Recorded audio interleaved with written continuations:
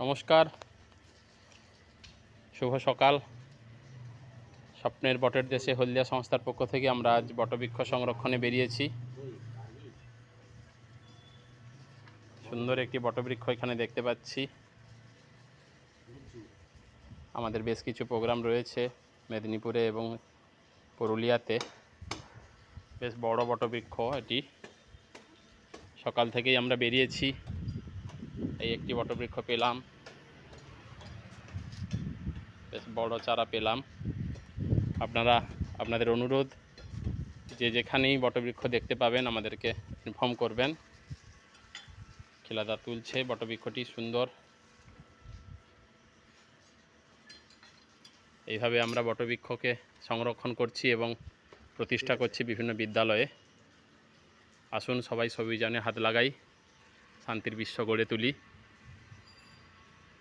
চলছে বটবৃক্ষ সংরক্ষণের কাজ। ধন্যবাদ।